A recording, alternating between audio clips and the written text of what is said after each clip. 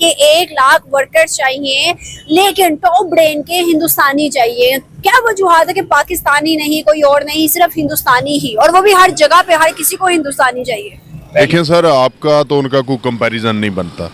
IT industry की बात छोड़ें, वो जो मुल्क है भारत दुनिया की 5वीं बड़ी मैशियत बनकर उभर रहा है। उसकी जो बेस है ना वो आईटी के ऊपर ही है।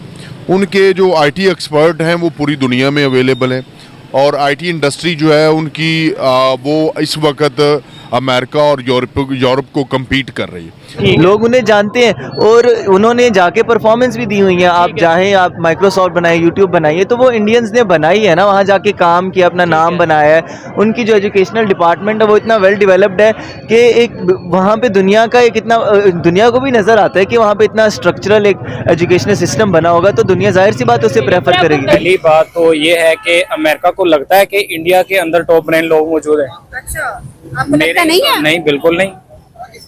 और दूसरी बात ये है कि इंडियन और अमेरिकन ये दोनों गैर मुस्लिम हैं, ठीक है। हम लोग मुसलमान हैं, हमारे साथ अल्हम्दुलिल्लाह अल्लाह ताला की मदद भी शामिल हाल होती है। और हमारे पास कितने कह रहे हैं 1 लाख हमारे पास कई लाखों की तादाद में टॉप ब्रेन मौजूद हैं, बट वो हमें लाइक नहीं करते क्योंकि इंडियन भी गैर मुस्लिम है और अमेरिकन भी गैर मुस्लिम है। आप जितना भी अमेरिका के करीब चले जाएं, उनके सगे बन जाएं, वो आपके बन जाएं, वो कभी भी दिल के अंदर से आपके नहीं हो सकते। ये भी तो देखना पड़ेगा ना। हम तो चले इंडिया के आगे जाने की क्या हम तो पीछे जा रहे हैं, उनके आगे जाने की रीजन क्या है? 95 में इंडिया ने अपने बेंगलोर सिटी को, बेंगलोरो जिसे आप कहते हैं, उसे आईटी सिटी डिक्लेयर कर दिया था। ऐसे ही है। 20-30 साल के अंदर उनकी $100 बिलियन से ज़्यादा उनकी एक्सपोर्ट्स हो चुकी हुई हैं। यहाँ पे आपकी आईटी की एक्सपोर्ट्स, हालांकि पाकिस्तानी स्टूडेंट, पाकिस्तानी ज़हीन कौम जो है वो सेकंड नंबर पे जहानत रखती है।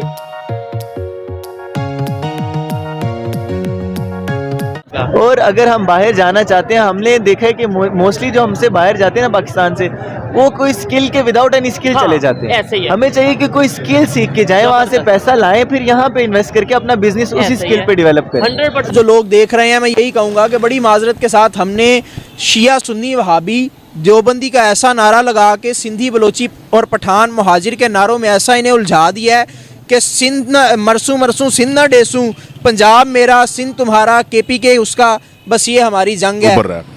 उसकी जो बेस है ना वो आईटी के ऊपर ही है। उनके जो आईटी एक्सपर्ट हैं वो पूरी दुनिया में अवेलेबल हैं, और आईटी इंडस्ट्री जो है उनकी वो इस वक्त अमेरिका और यूरोप को कम्पीट कर रही है, जिसकी वजह से मैं समझता हूँ कि आने वाला वक्त जो है वो हमारे पड़ोसी मुल्क का है। इसी वजह से मैं समझता हूँ कि ये जो है ना हमें दुश्मन नहीं खेलना चाहिए, हमें उनसे सीखना चाहिए। और मैं समझता हूँ कि हमारी गवर्नमेंट को, हमारे अदारों को इंडियन गवर्नमेंट के साथ एंगेजमेंट करके हमारे स्टूडेंट वहाँ भेजने चाहिए, जितनी भी आईटी की अच्छी यूनिवर्सिटियां हैं। अगर पाकिस्तान के अंदर इस्लामिक सिस्टम आ जाए, कोई बंदा चोरी नहीं करेगा, कोई बंदा करप्शन नहीं करेगा, उसका सबसे बड़ा फायदा ये होगा कि पाकिस्तान का रेवेन्यू जो अब आ रहा है उससे शायद 100% बढ़ जाए। ठीक है। फिर हम वो कर्जा इजीली उतर जाएगा, क्योंकि अफगानिस्तान को देख लें, उधर के 70 रुपए का $1 है। ठीक है। अफगानी जो है करेंसी वो 70 इस टाइम हमारे से बेहतर है, इस वक्त हमारे से बेहतर है। और हम ये देखें कि अफगानिस्तान को आज़ाद हुए कितनी देर हुई है, और उस वक्त उसकी करेंसी 200 के करीब थी। 200। अफगानिस्तान के लोग यहाँ पे जॉब करते रहे हैं। इस्लामिक सिस्टम का हम उससे अंदाजा लगा सकते हैं कि अफगानिस्तान के अंदर हर बंदा सुकून की नींद सोता है, कोई चोरी नहीं होती। ठीक है, कोई चोरी नहीं होती। थोड़ी सी दहशतगर्दी है, मुझे इन्फॉर्मेशन है, थोड़ी सी दहशतगर्दी है, लेकिन सर चोरी चकारी वाला सिस्टम बिल्कुल खत्म है, सिर्फ इस्लामी निज़ाम की वजह से। और मैं हूं ना सर, हमने फार्म बनाया हुआ है, तो बिल्कुल हर वक्त चोरी से डरते रहते हैं कि भाई कोई ना कोई बंदा उधर होना चाहिए। जब हर किसी को कोई काम होता है तो हम तंग हो रहे होते हैं। तो अफगानिस्तान का सिस्टम कितना बेहतर है हमारे से। ये बेचारे क्या जाने 2 रकत के इमाम। तो मुल्ला की बात छोड़े, इन्होंने तो पाकिस्तान को काफिरस्तान कहा था। इन्होंने कायदे आजम को, इन मुल्लाओं ने काफिर आजम कहा था। आप कौन सी बात करते हैं मुल्ला की? तो छोड़ें ये, आप एक कौम बन के उभरें, आप एजुकेशन में, आप किसी भी शोबे में हो, आप फिर एक तरक्की याफ्ता कौम बन सकते। 16 साल उसकी एज हुई और उसकी डेथ हो गई, उसके पीछे भी अमेरिकन लोगों का हाथ था। अच्छा, मैं बात करूं हिंदुस्तान और पाकिस्तान की, तो आपने 4 नाम बताएंगे, वहाँ 40 नाम निकलेंगे। यहाँ पर अगर आप 40 इसलिए निकलेंगे, उनकी आबादी जो पॉपुलेशन है वो सबसे ज्यादा है दुनिया के अंदर। हमारी पॉपुलेशन कौन से रैंक पे आती है? हमारे तकरीबन 6 पे आ रही है, 5 पे आती है। देखे तो इंडिया फर्स्ट पहले नंबर पे पे आ रहा है। हाँ जी, फर्स्ट नंबर पे अगर आ हम रहा बात करें उनके टॉप ब्रेन की, गूगल का सीईओ कौन है? है। इंडिया का ही है, यूट्यूब का, वो भी इंडियन ही है, माइक्रोसॉफ्ट का, इंडियन ही रखा हुआ है इन्होंने। ऑलमोस्ट सबका। मेरा फिर एक ही आंसर आपको होगा कि आप जितने मर्जी उनके सगे हो जाएं, वो आपके हो जाएं, वो नॉन मुस्लिम है। वो हमें इंडिया को बहुत ज्यादा लाइक करते हैं, पाकिस्तान से बहुत ज्यादा नफरत करते हैं। आपके पास स्टडी ना हो, आपके पास दिमाग ना हो, आपके पास कुछ ना हो, तो आपको उठा के गूगल का सीईओ बना देंगे कि गूगल का बेड़ा गर्क कर दो। ऐसा थोड़ी होता है, पागल थोड़ी है वो। हर जगह पे इंडियन है तो इसका मतलब है वो काबिल है। आपने एजुकेशन कुछ ना कुछ तो की होगी ना, कुछ बैचलर लेवल या मास्टर्स आपने किया होगा ना।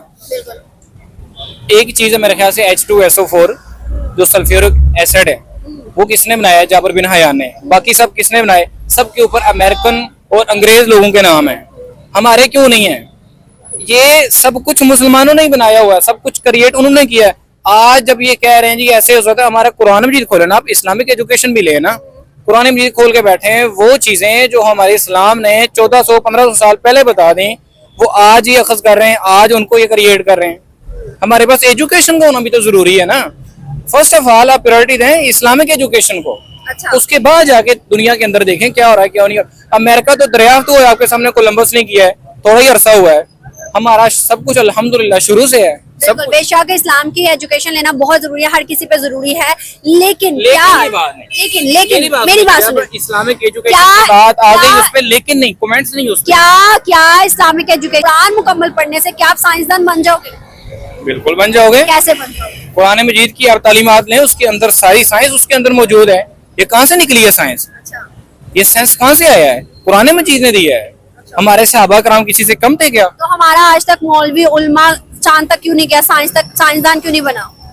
यही बात, बिल्कुल आप पॉइंट पे पहुंची हैं। हमारे जो इस टाइम हुकूमत के अंदर लोग बैठे हुए हैं, वो किनकी कठपुतलियां हैं?